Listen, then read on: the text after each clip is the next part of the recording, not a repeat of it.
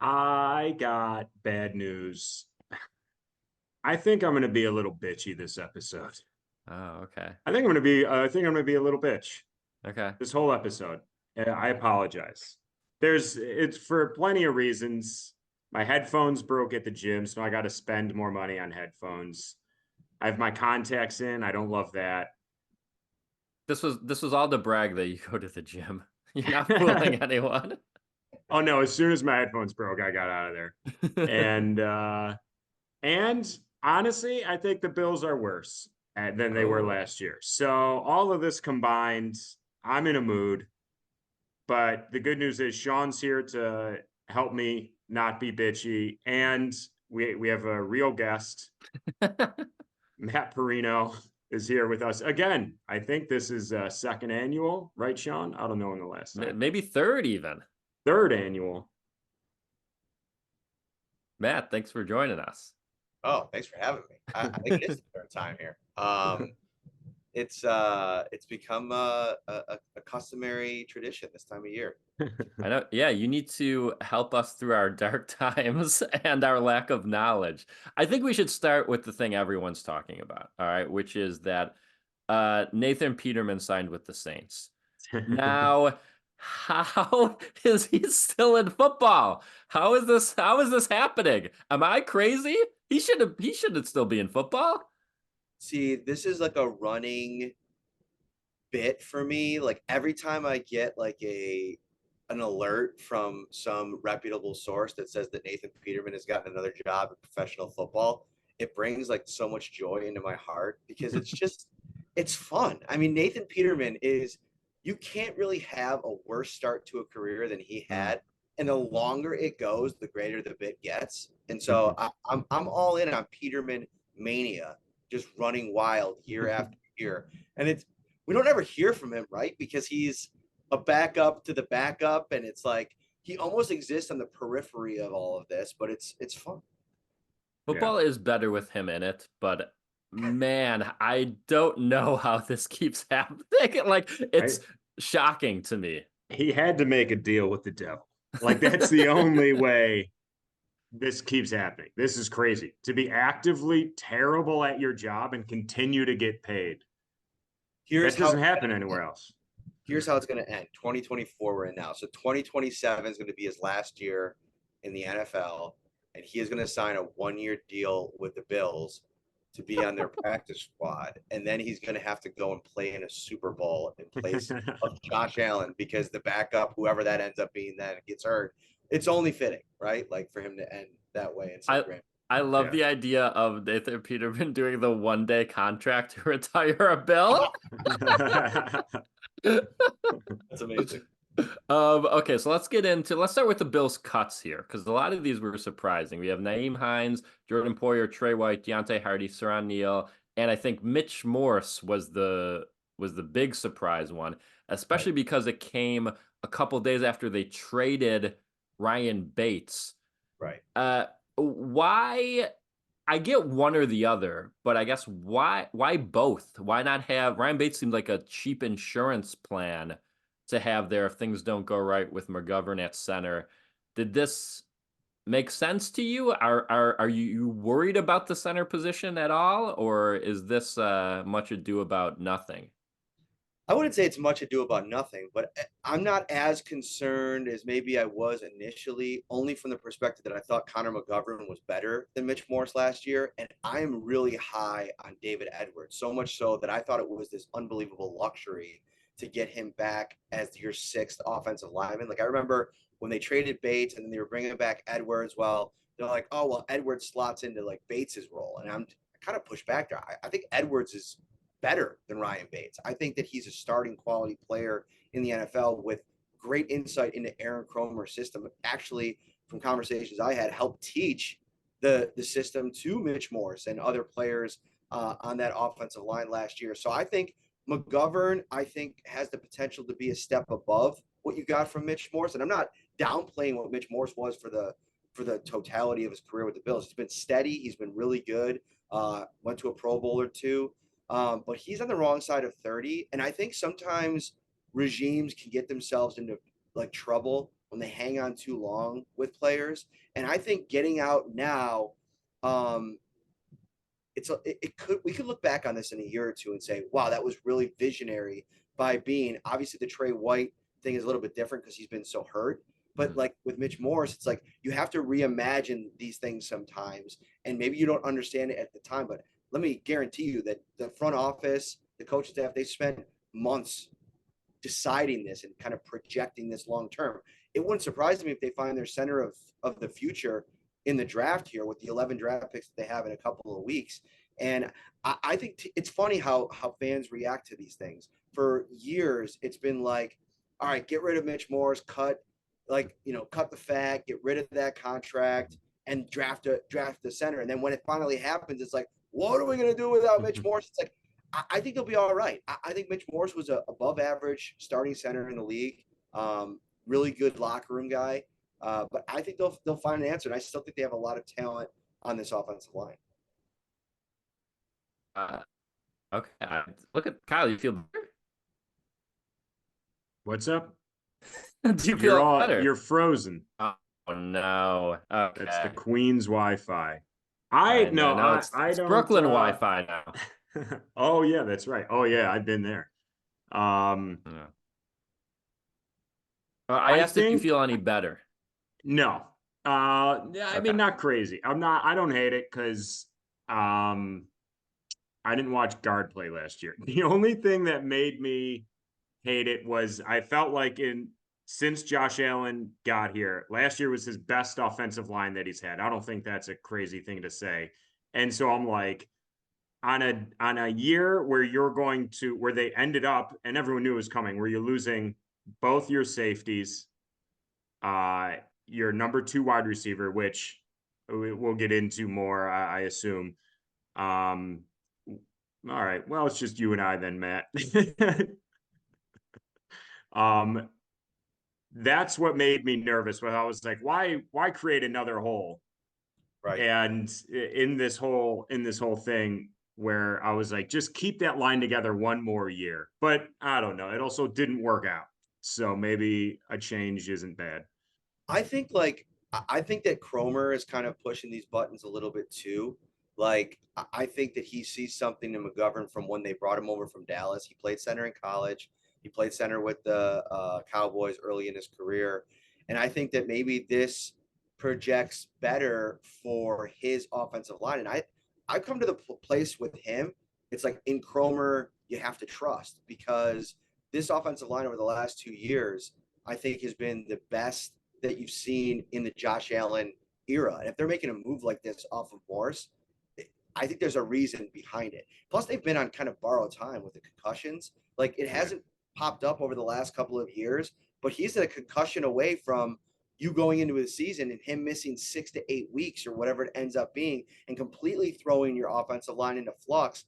I don't know. The more I've sat with the move, the more I've kind of understood the logic, especially if they end up drafting. But to the earlier point, it is a little bit disconcerting to not have Morse and Bates, who you spent all this time grooming to be like the center in waiting. Now you don't have either of those guys, so you turn it over to McGovern, and now you got to maybe go out and get a rookie.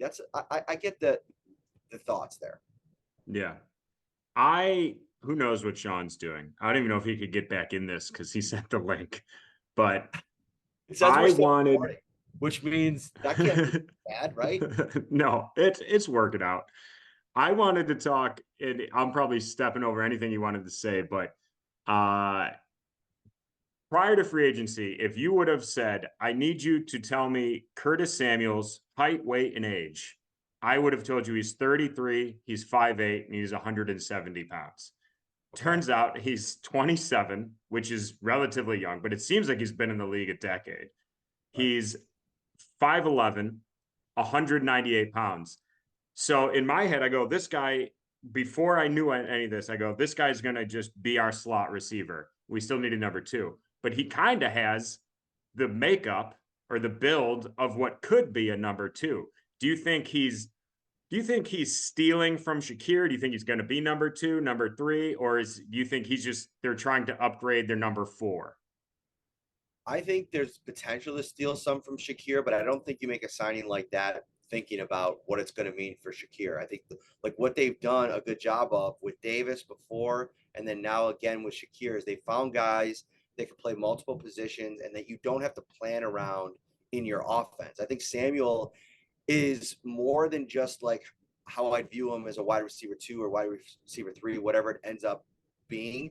He is a Joe Brady like necessity with how he wants to run the offense. Because you remember at the end of last season, them throwing these bubble screens to Stephon Diggs Oh ad God, nauseum. it was You want terrible. to bash your head into a wall. That's what Curtis Samuel does so well. I mean, if you put on his highlight tape, some of his best, most memorable plays as a Commander and then before as a Panther were getting the ball in his hands in a little bit of space and just looking like, you know, a rocket, like shot out of the backfield or outside on the wing. So I think that was something that was a priority going into free agency. They spent a little bit more, but if you put it in the whole context, Samuel's taken a considerable pay cut off of his last year. He signed 3 for 34 with the Commanders. He's 3 for 24 with the Bills. And first year is only a $3.8 million cap hit, which is music to Brandon Beane's ears. I mean, you're getting the guy that I think Brady really wanted, and it's not really killing your cap situation. You can't really make moves that kill your cap situation because it's so every dollar has to be accounted for. They have to make all this room and project all this stuff out. I like the fit, but to me, he's more of a wide receiver 3 than a 2. And I think the 2 that they get in the draft coming up here in a couple of weeks has to be the wide receiver 1 in training, right? Like, because I think you have to envision, we talk so much about envisioning the future beyond Mitch Morse and planning for it. You have to do that with Stephon Diggs now. And I'm not saying that he's going to be unproductive or a lesser version of himself this upcoming season, but it's going to happen eventually. And I think they're behind the 8 ball. I think they should have been drafting receivers to try to plan for Stephon Diggs's exit starting even last year. And so now you have to do it almost every year to try to find your next number 1. And you could do it through free agency. You could do it through trade. But I think the teams that find it in the draft are so much better off. I mean, I think about Deebo Samuel. I think about Amon-Ra St. Brown in Detroit. I think about Tank Dell, who's kind of like a 2-ish, but he played at times like a 1. Those are all day 2 picks. And so you could take, runs at these guys on day 2 and try to revitalize your wide receiver room. It's got to start this year. I'm back. My Nice. internet's fixed. I did it. We talked about Curtis Samuel, so yeah. So I was worried when they picked him initially because I didn't want him to be the only guy. Right. Like which, as you said, it kind of seems like he's not. It seems like he's the Deontay Hardy upgrade who was the Isaiah McKenzie upgrade. So it seems like we're kind of finally trying to get that like yak guy that kind of can really flourish, hopefully, in the offense. But I was worried it would scare them away from taking a first or second round receiver, but it seems like it's not going to, hopefully. No, I totally agree. It can't. And I think that they're doing work on receiver even after the signing. And Curtis Samuel's production in Washington, it's been sneaky good. But if you remember, he did a lot of it as kind of like the third guy, and he was kind of like the second or third guy in Carolina too, behind DJ Moore and whoever they had at the time. I can't remember. But yeah, it's funny that you said that a minute ago about it feeling like he's been in the league for a decade. It's coming up on a decade. Bean drafted him in 2017, right before he came to Buffalo. So I feel like it's we're sneaking up on it. The end of this contract, he'll have been in the league for a decade. It's crazy to think about that. I want to talk too about the re-signs. They re-signed more players than I thought they would. I guess maybe because they released so many players, but they re-signed Daquan Jones, which I feel like a lot of people were clamoring for. David Edwards, who we talked about, AJ Epinesa, who was a surprise. I thought he was gonna go somewhere else. Cam Lewis, Tyler Rapp, Ty Johnson. One thing I kind of want to focus on is, what do you think the safety plan is? Are they so enamored with their success in the secondary that they're like, oh, Taylor Rapp and Cam Lewis will be fine? Or do you think there's some dominoes, some free agents, maybe an earlier than we think draft pick coming for safety? So you mentioned I don't put Taylor Rapp and Cam Lewis in the same bucket. Like I think they view Taylor Rapp in a very similar way to how they viewed Poyer and Hyde when they signed them years back. And I know a lot of the shine has come off of him playing in a Super Bowl and starting for the Rams for 4 consecutive seasons because of his role here last year. But that's only because Poyer and Hyde were still on the team. My sense inside the building is that they're really high on him. They gave him a multi-year contract because they see him being one of the pillars of the back part of their defense. And I think a lot has to happen. You got to learn the scheme, which was actually nice for Rapp in that he got a chance to kind of be a backup to Poyer and Hyde while they were still here, learn as much as he can, and now take the reins himself. He started, I think it was 48 games in 4 years with the Rams, played in a Super Bowl. I think he's going to be fine. Beyond that, that's where the question starts because I think Cam Lewis. This is a very pro University of Buffalo podcast, as you could tell by my declaration. Big Cam Lewis fan, but I think the future for him is more of that dime safety, which we saw Rapp play last year, where he comes in, maybe plays in the box a little bit, can play in the back end, maybe even push Rapp up in the box. They're bringing in Julian Blackmon, who I think is the most interesting for a visit. Potential free agent that's still out there. He had 4 interceptions for the Colts last season, but he projects more in that Micah Hyde role, where I think Rapp's more of a fit to replace Poyer. So I wouldn't be surprised if they get something done there. But even if that's the case, I'm drafting a safety. Again, they have 11 picks. You can kind of spread the wealth here and find somebody that you really like. You like the instincts. That's something that Brandon Beane has talked a lot about.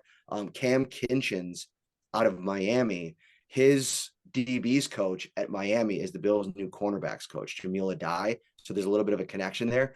And Brandon Beane was probably watching at the combine when his testing scores were abysmal with a big smile on his face, because I don't think testing matters as much at safety as it does at other positions. I think the tape and the game speed that you see of this kid, if they can get him in the 3rd round, I think that's massive value. That's your starting strong safety of the future. And maybe that takes you out of, having to extend yourself to sign another safety. And maybe that's why even to this point on March 20, you haven't seen them make a move yet. But I think Blackmon would be a really nice 1-year fit, or maybe even multiple year fit.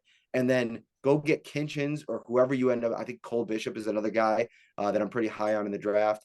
But they should definitely go both routes. And if it doesn't happen before the draft, remember Leonard Floyd signed in June last year. They could still probably find a piece if they sign later in free agency once the comp formula expires. He loves his comp picks. Yeah, it's funny on the line, they love like athletic like monsters, like 6'9", 325, and then in safety they're the complete opposite. They're like, we just want a guy who feels like he's smart and kind of knows what he's doing back there. And they almost go the opposite route, like you said, of like, oh, this guy tested poorly. Great. I think he's smart. Put him back there. He'll be fine. It seems like they really trust the system to coach some of these guys up and get the best value out of them. Well, like I feel like that play in the Patriots game where Micah Hyde came across the field and had the interception against Mac Jones, that probably the beginning and the end of his short career in New England. Yeah. To me, that's like the quintessential play where, of course, he showed some speed and reaction time, but just the understanding that the ball was going there. Like they value the ability to prepare, know what the opposing offense is doing, being smart enough to like disguise your defense and like how you're lining up. That's what Poyer and Hyde were so good at. They're not these super athletes, and at times they're flying around out there. It almost looks like that, but I think they think that if you're coachable, if you're smart, and if you know the game, we can get you to a place where you're putting yourself in positions to make these plays. And I think, that's where I'm going to be looking for Rapp next year to see if he can take a step in that department in their defense. Cause I think he played at a pretty high level at times in LA. Other Bills, we got a couple other new / old Bills. Trubisky back as backup. We've talked for years. Kyle, this is a big Kyle talking point. Does it always have to be Josh Allen's friend in the backup role? And granted he was cut, so the compensatory thing, you don't screw with that. And he's fine. He's better than I think Kyle Allen and Barkley and a lot of these people that have been in here recently. But like, I'm not worried about it, but man, backups play a lot these days. And Allen's had a very good run, knock on wood. And I don't know. Sometimes you'd like to do a little better than Trubisky, but I guess it's fine. Yeah, it's fine. And I think the worst thing that happened to the backup quarterback conversation, and there's been examples over the years. I mean, shoot, Jeff Hostetler won the Super Bowl for the Giants all those years ago, right? Like Bills fans know quite a bit about that. Like Nick Foles, right? Like Carson Wentz was having this miraculous, memorable season, and he goes out and Foles wins and leads him to a Super Bowl. It's so rare to find that. Like, Mhm. I don't know who's out there. Like, if I look across the league at 32 backup quarterback situations, the only one I'm super excited about is Pittsburgh, and that's because I'd want Fields to start over Russell Wilson. So, I mean, and whichever way you kind of flip those players, and I think the only way you get that is if you don't have one of your quarterbacks playing unbelievable money to. So it's never going to be perfect. I definitely think Trubisky is an upgrade on Kyle Allen. And I like the year that they had Case Keenum, even though he didn't look great whenever he played, like in the preseason or whatever. Obviously, he's got a lot more success and experience in the league. But I don't know, maybe like Trubisky finds himself back in a comfortable place in Buffalo. And if he were to play, I do like the stylistic match. And I say stylistic match loosely because there really isn't a stylistic match to Josh Allen, but just in terms of being able to have a big arm, make some of the throws, being able to be mobile a little bit. I think Josh Allen is good for Trubisky too. Like I thought over the course of his career, I didn't follow him super closely in Chicago or in Pittsburgh, but it never seemed like he had the same confidence it seemed like he had in Buffalo. And I don't know how much of that had to do with Josh Dable at the time, who's no longer here, Davis Webb, some other guys, Shea Tierney. But I don't know. I'm in the opposite camp. I'm like, whoever, if Josh Allen goes down, you're screwed anyway. And also to their credit, what are you going to give Sam Darnold $10 million like Minnesota did? Like you're kind of, that's sillier than just having Trubisky back. Right. But then you're actually like checking two boxes, right? You're getting a decent backup and you're getting Josh's best friend. So, I mean, I could see that. That would be Sam Darnold, the backup quarterback. Give it 3 years. Okay. He'll be here. He'll make his rounds. Yeah, I can see that happening. I'm for the record, I was always pro draft a quarterback in the 3rd round, wait 3 years, flip him for a 2nd round. The old Patriots way of doing things. You could play the whole. He has one good preseason. You play the whole. He's learned under Josh Allen. You flip him for a higher pick. It always worked out for them. Why can't it be for us? Because they screwed it up. They took Jake Fromm the one year they did that. He was an absolute horrible player. So I feel like you got to hit the right guy. Like this year, like Spencer Rattler would actually be really intriguing in that department because he's got like that kind of, I don't know, Baker Mayfield-esque like moxie to him, like that like vibe to him. Yeah. Plus, like kind of a douche. yeah. That's a different way to put it. But he's somebody that I think for years is gonna like people are still gonna be intrigued about him. So that would be one that I think that would be interesting to do that way. The other signings, pretty low rung. Matt Hawk is back, which seems weird, but again, whatever. It's your punter. That's fine. That was a Tyler Bass move. What's that? That was a Tyler Bass move. Oh, for Holden. Yeah, they're like they saw the drop off in his production. Although Sam Martin held for him the year before too. So I don't know if it was like, were they seeing a drop off in the holding for Sam Martin, who's been in the league for a decade? I don't know, but I don't know. I don't get too into the weeds with specialist stuff, but it's weird to see a punting competition between two like old guys. Like normally it's like it's like the veteran and the young guy, and can the veteran I've never seen like two 30-year-old having a punting competition. Like it's very strange. Yeah. Sam Martin it has to be a weird room where he walks in and he's like Tyler Bass. He's like, "Did you say something? Did you take this?" He's like, "No, man, I didn't say anything." He's like fist bumping fucking Matt Hawk. I hate Matt. I don't know. Not this Matt. Sorry, Matt Hawk. We got a backup linebacker, Nicholas Morrow, new wide receiver, Mack Hollins. I want to talk about this guy for a second because I just hope we don't get any interviews with this guy, because this guy has our Aaron Rodgers in waiting energy. He did an interview with The Athletic, and every opinion he has is wrong. It's pretty crazy. He thinks utensils make you soft. He thinks watching TV makes you soft, except for anime for some reason, which is an exception. He I'm hates in wearing. on his soup take, though. I agree with that. I know Matt Bove is not going to be a fan of me saying that, but I hate soup. So I'm in on that one. But you're right. Most of them are a little bit odd. He hates wearing shoes. He goes to the Apple store with no shoes on. He hates cats because they'll steal your soul. I mean, what's I just don't. I'm fine. The guy's on the team. I just don't want to hear from him. I don't want to. Please tell all the fellow reporters no. I don't want to hear his opinion about dinosaurs or about space. Just football questions only for this guy. All right, it could go bad real quick with this guy. I'd say if he was a real man, he'd play on Sundays with no cleats on, barefoot. He wants to. Let him do it. Let him lose all his toes out there, dude. It'd be great. Go out like a man, I guess.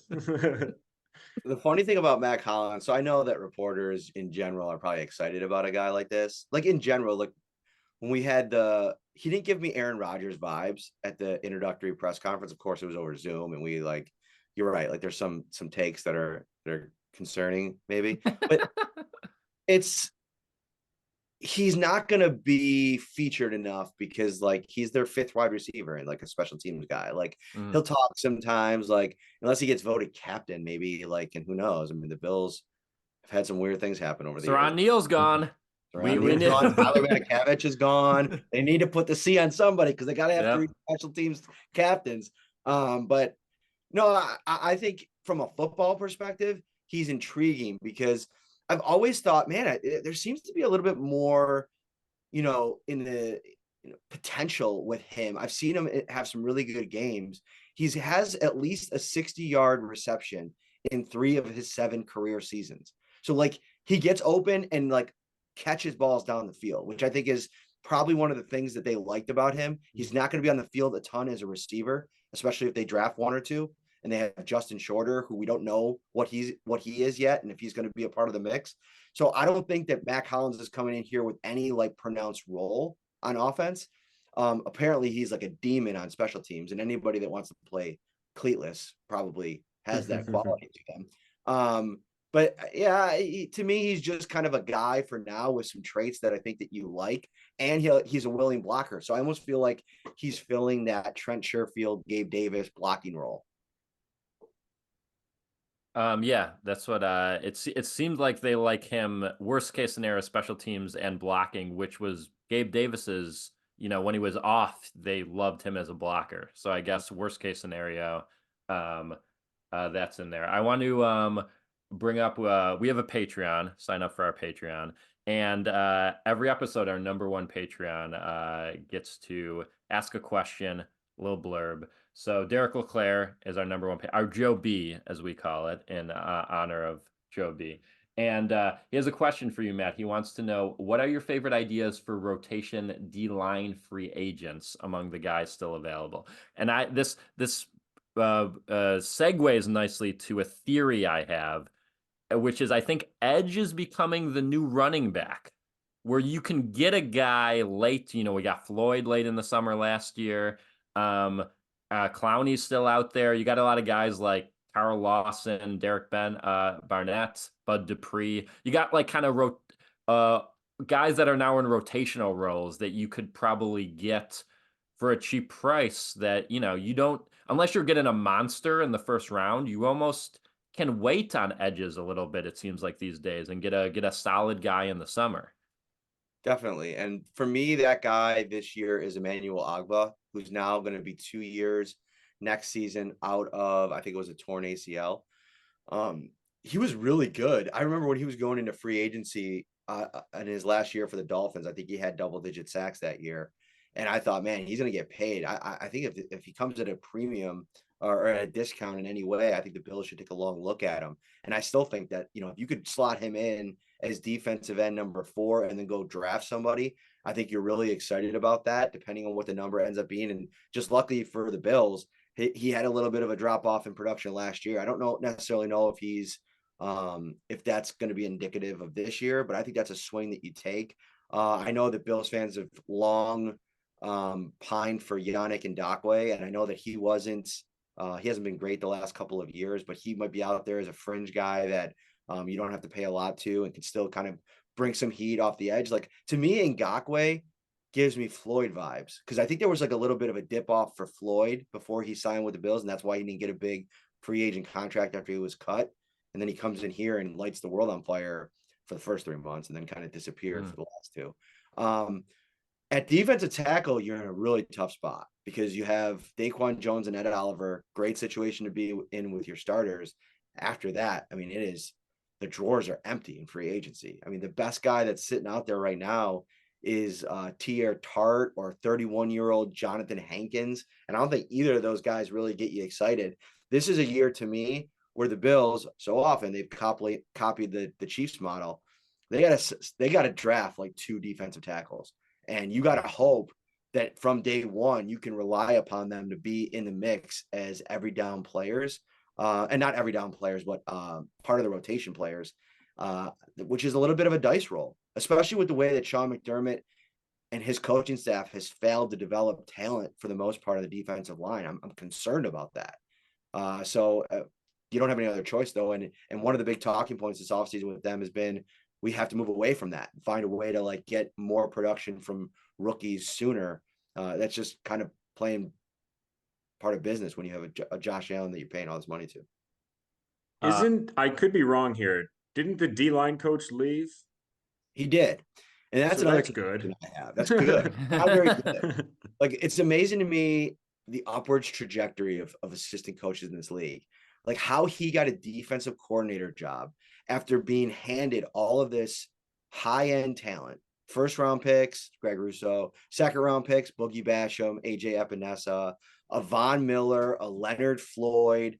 Ed Oliver was a top 10 pick. Daquan Jones was this stud. I guess Daquan Jones could be the feather in his cap. He played really well in the system.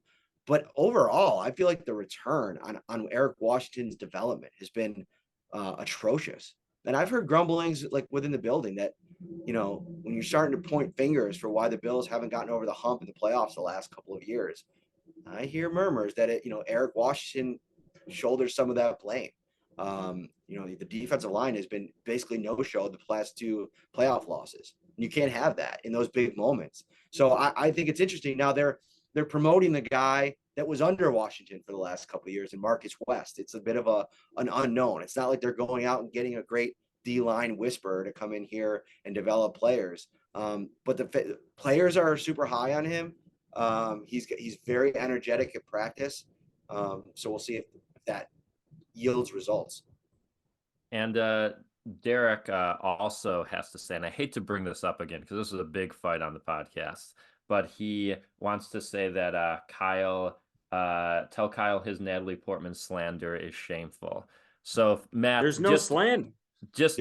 I mentioned in just in conversation, Natalie Portman, my #1 celebrity crush. Kyle acted like I picked Ed Harris and just really kind of let me have it. I was confused. A big fight happened, so it's nice to know. I've never respected you more, my friend. Natalie Portman is a fine, so #1 crush. I thought her in obviously the Star Wars movie, but there was another movie that she was in where she was just absolutely breathtaking.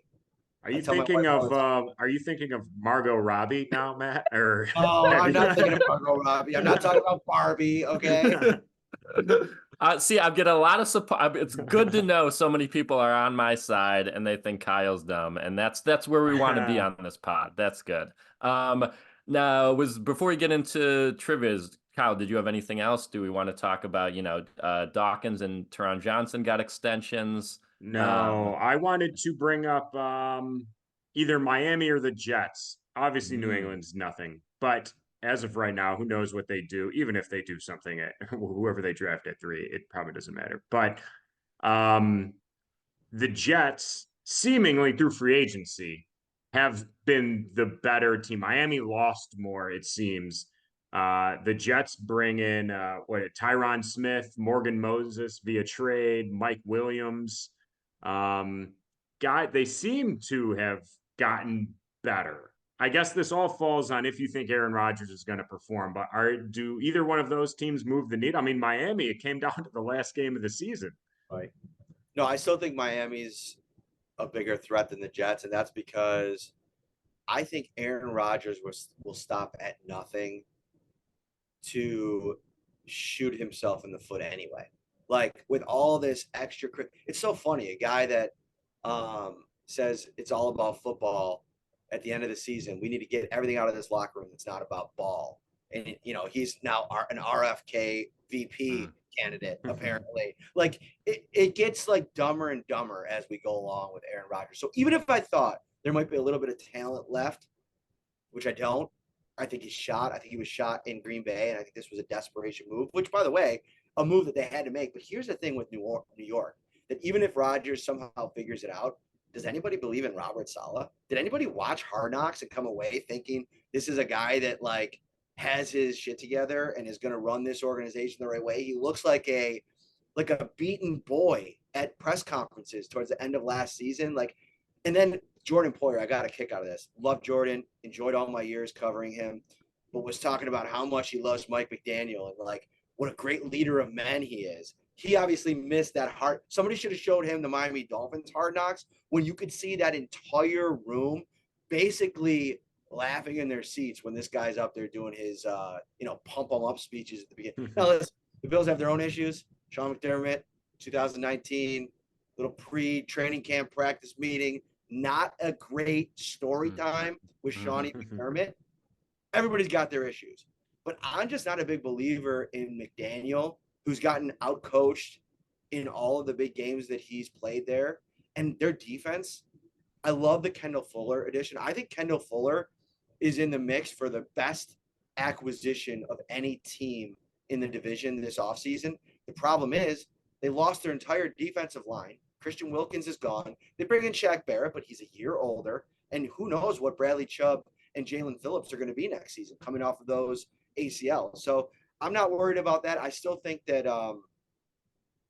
Tyreek Hill's he's on a clock, right? When that speed goes even just a bit, he's not the same player anymore. And maybe that, they have a little bit of a power dynamic switch and Jalen Waddle turns into like the next big thing, like a freak. I don't know if he's necessarily going to be that. But I think they're in a spot, the Bills are, defensively, where there's still some holes that they have to fill. But I still think they have the best player in the division in Josh Allen, which puts them at the top of the list for me. I like it. Kyle, how are you feeling? It's been half an hour. You feeling a little better? I like it. I was in a mood. The headphones thing still bothers me. I got to spend $200 on new headphones. I don't know what are good headphones. I have to go with a company that I know. I can't keep buying these headphones from China. They're like $20, Right. and then they fall apart in the mail. I got to go with something that's good and reputable company. Anyways, yeah, the McGovern talk helped me a lot because I was just like, as I said earlier, I was always like, they're just putting Josh Allen behind this patchwork offensive line, and it makes no sense. Get this guy good offensive line. He finally got one, and then they kick out the centerpiece. But if Matt's telling me McGovern's actually better, I'm back in. I'm doing better. And I'm not making that argument either that like he's necessarily better. You said that, Matt, and I'm going with it. Don't make me say it again. At center, I mean, like I'm not Okay. saying that he's definitively going to be okay. He goes over to center to playing guard the last couple of years, and he's better than what Mitch Morse was last year. I don't know if that's going to be the case. I do think that McGovern's still a really good player. That they, reworked his contract. I'm not sure if they give him a little bit more money, but he's definitely locked in now for the next 2 years, and they rave about him in the building. I mean, I wouldn't be surprised if he ends up being a captain next year. So we'll see how that works. But I just came out here to make you feel better. I felt bad about the pods or the earphones. What were they? Were they over the head? No. They're ones that they go over the ear. Oh, yeah, so they're gone. You're trendy. I hate them. Okay. Yeah. Well, I had Kyle, one more. You know where you could maybe get new headphones is our sponsor. No, he doesn't sell headphones. He might.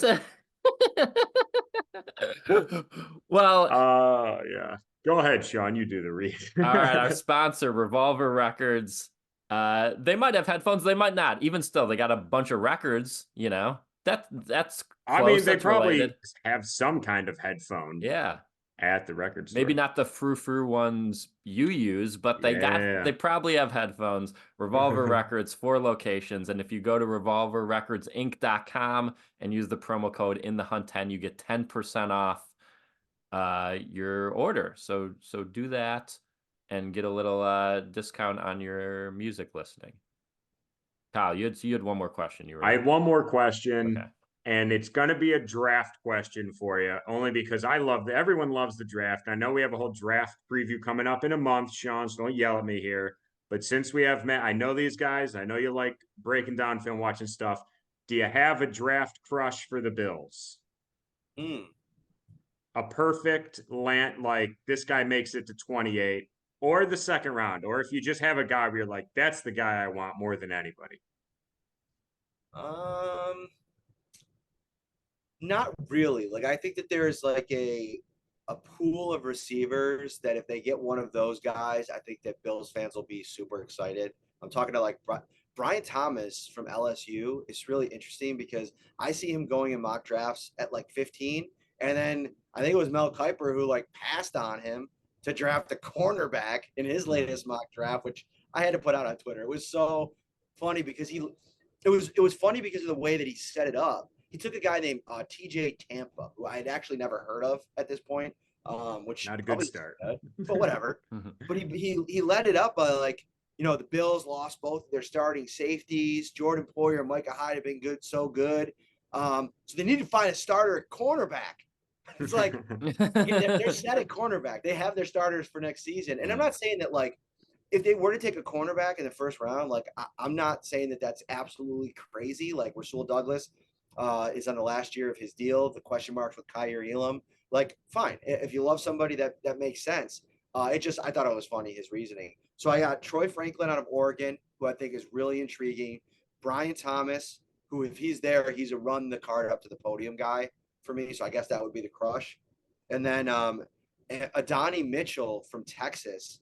To me, he's like the wild card of it all because there's some people that think he's like a second round guy. Some people that argue that he should be a first round guy. Speed, size, deep ball. Like he feels like the perfect like sidekick to Diggs as a rookie, and then maybe take on that number 1 spot in year 2. So I'll give you those 3. All right, let's do a quick trivia here. I got 3 questions. Winner gets a nice Jordan Poyer jersey. RIP. He's in Miami now, getting that tax-free money he's always wanted. Is it a Dolphins Poyer or is it a Bills Poyer? You know what? I'll make it a Dolphins Poyer to really, really get everyone excited. Question number 1, we'll start with Matt first. Who has more career tackles, Cam Lewis or Jordan Poyer divided by 10? Oh my God. Cam Lewis, a possible Jordan Poyer replacement. Possible, as we said.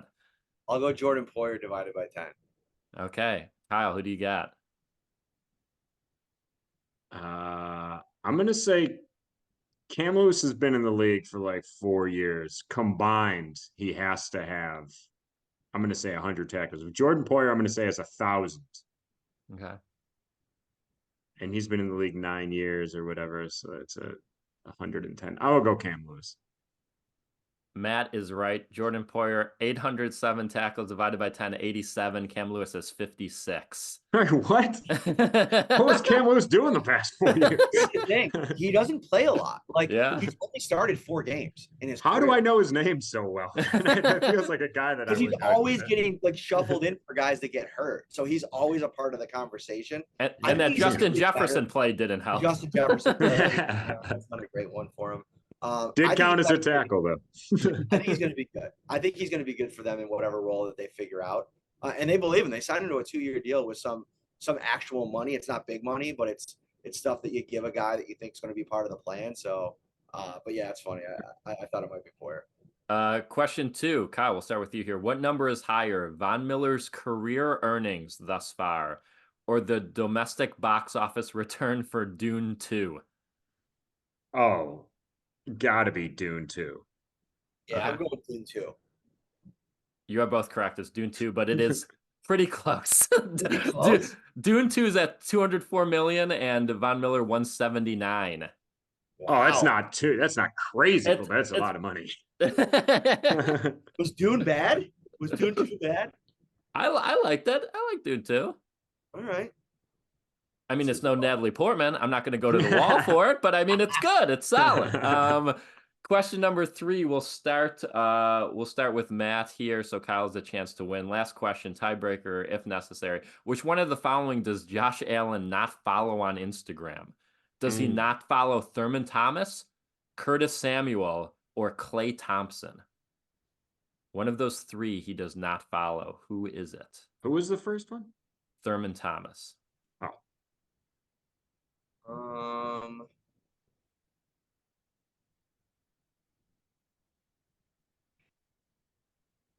feel like Klay Thompson is so obscure that he follows him because like why else would you have put him on there? I'm gonna say Thurman Thomas only because I think that would be funny. And because little note on Thurman Thomas, he blocks me on Twitter for some reason. Oh, What's funny about that? Every time I see him around the facility, he's like, "Oh, hey man, how's it going?" So I think it might have been a mistake or something. or it could be. I mean, you got to go through a series of buttons to get to blocked. But I think sometimes there's a That's thing true. you can do that's like block people that follow this person. Like you might have been a friendly fire block. Yeah. Okay. Maybe he thought you were Matt Beauvais. That's it. That's what I'm going. So Kyle, you need to go with Curtis Samuel or Klay Thompson to force overtime here. Which one are you going with? I'm going to say Curtis Samuel because there'd be no reason to follow him before 3 days ago. And maybe he has an update. He was in Paris, right? Josh But Allen? he retweeted. When did you look at this to find out? Last night. Okay, so he retweeted and shared on Instagram that Curtis Samuel was signed. So I bet any money that he signed him. I would go with Klay. Okay, I'll go with Klay. Wow. Well, he's from the West Coast, so maybe he's a Warriors fan. I'm not even 100% sure if Klay Thompson's still in the Warriors, but Don't let me sway you. I don't want you to lose that account. no, I'll go Klay. It'd be Well, in a true genius move on our guest's part, he convinced Kyle to say the wrong answer, really playing 3D chess, and it was very well done. He does not follow Curtis Samuel. He must not have gotten to his Instagram profile yet. Kyle had the right reasoning. He was in Paris with an Avenger, and he just didn't have time to get to his phone yet. And so, as always, our guest wins. Congrats, Matt. The Jordan Poyer Miami jersey's in the mail. I feel not great about this. No, I think I about swaying you. I should. No, you did. That was good gamesmanship, is what it was. If you want to buy my headphones for me and get me in a better mood again. Well, that's it. Matt, thanks for joining us. You want any plugs? Plug your pod or anything? Oh yeah, we have a live show coming up at 29's Kitchen Bar inside the Whirly Golf Dome on April 3rd. It's a Wednesday night. We'll do a live episode of Shout there. Nice. We do it at Wingnuts every month, but this is a new one that we're trying out. We're excited about it. I know a lot of people like getting the golf swing going. Because you can't play golf outside in Buffalo until like May. So why not come out to the golf dome? All right, yeah. Check out the Shout podcast. Kyle, you got anything before we wrap up here? No, I don't. No, well, there's another episode coming out. I'll promote I got shows coming up in April. Just follow me on Instagram. Okay, there we go. You're no Curtis Samuel. I think people should follow you, is what I say. And that's it. Sign up for the Patreon, Revolver Records, and thanks for listening. And we'll see you in a month to preview the draft. There once was a team in the NFL, and the name of the team was the Buffalo Bills. The kick sailed right, and the fans did groan, no, no, Buffalo, no. Soon may the the Allen men come to throw to Beasley and Diggs and run. One day when the playoffs are done, we'll have won that Super Bowl. A ship once led by Marv Levy, with a Bennett and a Thurman and a Jim Kelly. The ship sailed true o'er 1,000 days, never won that Super Bowl. Soon may the Allen man come to throw to Beasley and Diggs and run. One day when the season is done, we'll have won that Super Bowl. Turn of the century come and gone, last these Bills tread the playoff road. 18 years of sorrow and dread fell o'er Buffalo. Soon may the Allen man come to throw to Beasley and Diggs and run. One day when the season is done, we'll have won that Super Bowl. A light shone dim in 17, Taylor McDermott and Brandon Bean. Bills fought hard but needed help, throw, Dalton, throw. Oh, now the Dalton man comes to throw to Boyd on 4th and long. 18 years of playoff drought fled from Buffalo. 7th in the draft, McBean, see their man, plucked from Wyoming a Josh Allen. 2 years later, a stud named Diggs lands in Buffalo. Hey, now the Allen man comes to throw to Beasley and Diggs and run. One day when the season is done, we'll have won that Super Bowl. The future has come with records laid low. High are the hopes of your Buffalo. On a wing and a prayer, our voices soar. Let's go Buffalo. Hey, now the Allen man comes to throw to Beasley and Diggs and run. One day when the playoffs are done, we'll have won that Super Bowl.